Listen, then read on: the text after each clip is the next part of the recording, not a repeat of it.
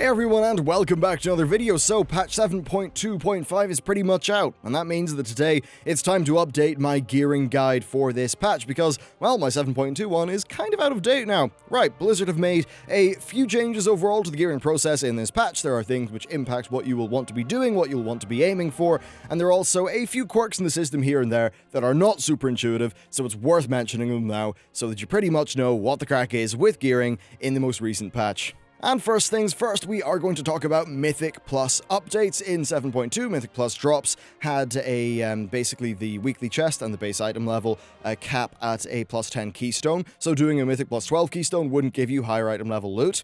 At the current cap of a plus 10 keystone, loot has a base eye level of 890 and the weekly chest is 905. When the Tomb of Sargeras raid unlocks on Mythic difficulty, so the 27th of June, the cap will increase to a plus 15 keystone, and I assume it will follow a similar pattern to what we've seen.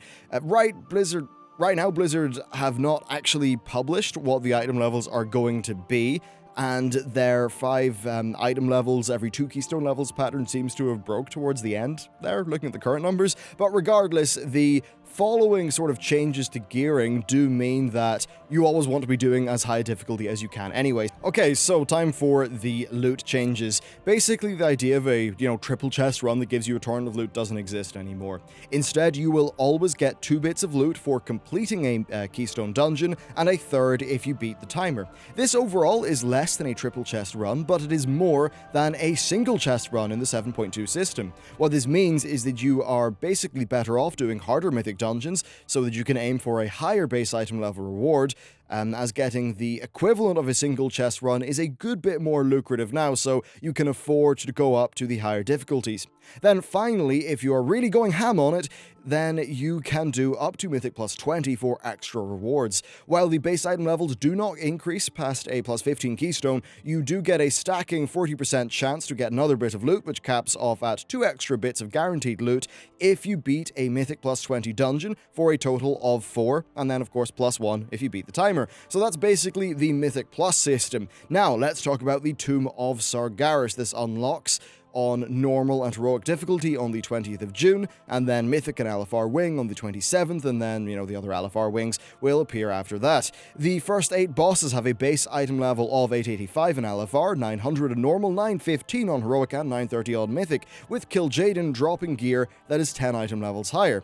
Now, when looking at a raid from a gearing perspective, what we need to do is identify where the set gear comes from, and also where the trinkets come from, as this is generally where we want to be focusing our bonus rolls.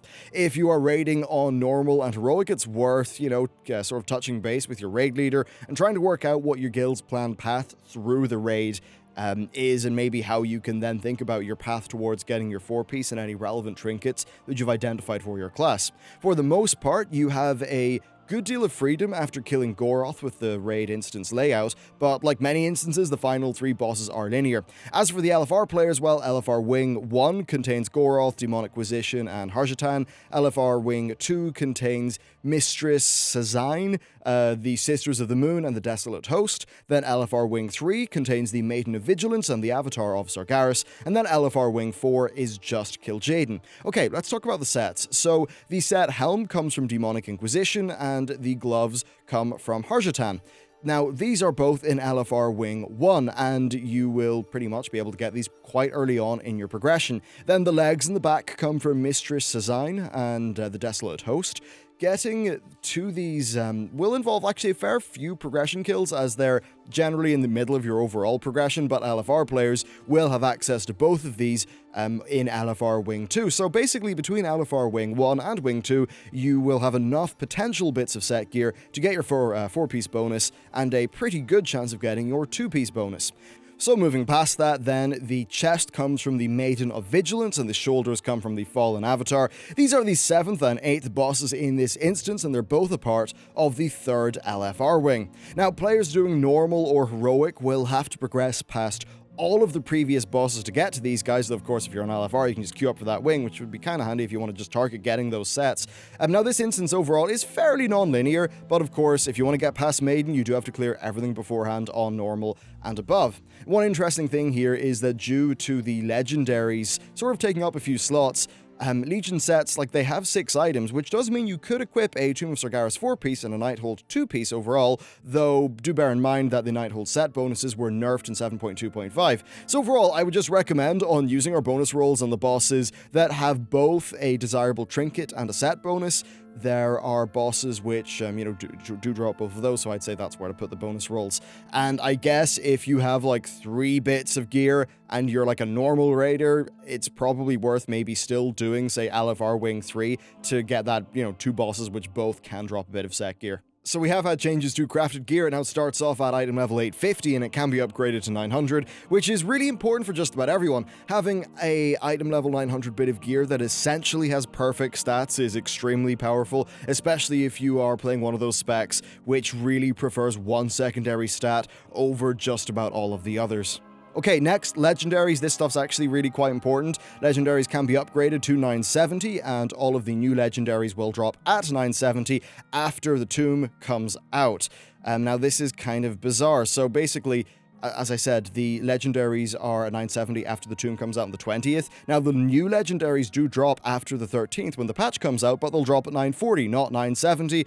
Which is quite awkward, so, like, I wish you good luck in getting the new legendaries, but I hope you have bad luck until the 20th so that, you actually get them to drop at item level 970. So the upgrade itself for your legendaries is done via a quest. Unlike the 7.1.5 quest that brought us to 940, this can be done in any order, so even if you haven't picked the quest up, the required item, which is a Writhing Essence, will still actually drop for you. Now, on the PTR, the quest item actually comes from your Mythic Plus chest, but I assume it will be slightly different on live. So you will need to collect 50 Writhing Essences per legendary upgrade item that you want to use. Now, while Blizzard have not completely confirmed the sources, we assume it will be pretty much the same as what it was with 7.1.5, so your PvP weekly, your Mythic Plus cache weekly, then your Emissary caches, and Tomb of Sargeras raid bosses. Then there is the item level cap change, which is worth thinking about. So basically, this is the Titan Forging iLvl cap. In patch 7.1.5, the Titan Forging cap was 925,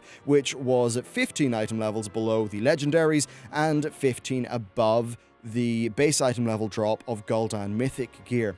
So assuming the same trend is followed, and the new Titan Forging cap would be 955, which is 15 levels below the 970 legendaries and 15 item levels above Kil'jaeden Mythic. So I think that's where we're pretty much overall at with gear. Now, let's talk about recommendations. My overall stuff has slightly changed since my patch 7.2 gearing video.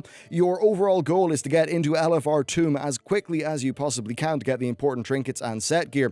Now, my initial guidance from my 7.2 gearing guide still does stand, just that whenever I would have said to go into Nighthold LFR, you instead want to go to the Tomb of Sargeras LFR because the Nighthold has a low item level and the sets and stuff have been nerfed. Throwing on a full set of crafted gear is a more viable solution now because it starts off at 850. This will get you up and running extremely quickly once you hit level 110, and some of that gear might actually be useful and stay with your character if you choose to upgrade it to 900. That said, new characters will be limited by Bloods of Sargeras, especially since you likely won't have the reputation to purchase the Blood Hunter shoulder enchant. Still, this could be a very viable option for new characters, and then for the established guys, well, you can still benefit from this. Obliterum is about 2k a piece right now, so even if it's like 20,000 gold, I think 20,000 gold is pretty good for a perfectly itemized bit of gear. Of course, you'll want to use Pawn and Simcraft to work out if that really is something worth doing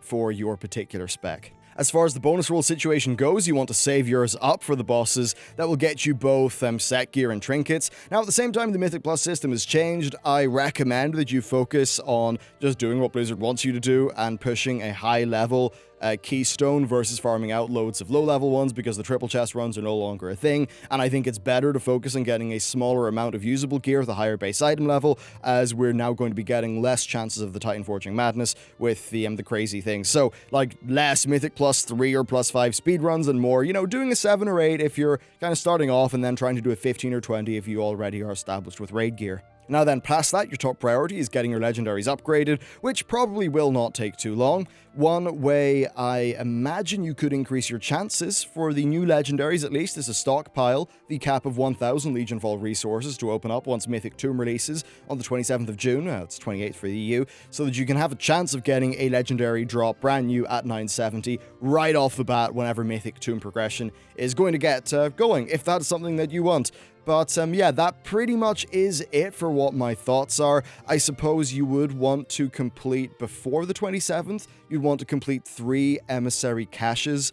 Well, you want to complete the emissary quests, but then you don't want to hand them in because you want to ensure that when you're given an emissary cache, like, you know, box, you want to do that on the 27th when it is possible for those to contain the 970 legendaries, because, yeah, that system's just kind of messy. Anyway, guys, that is my patch 7.2.5 gearing update. Mostly just an update to what was going on in the patch 7.2 gearing guide, but I think some worthwhile things that it is worth, well, you know, knowing about. Anyway, thank you very much for watching this video. I hope it helps you out, and I'll see you next time.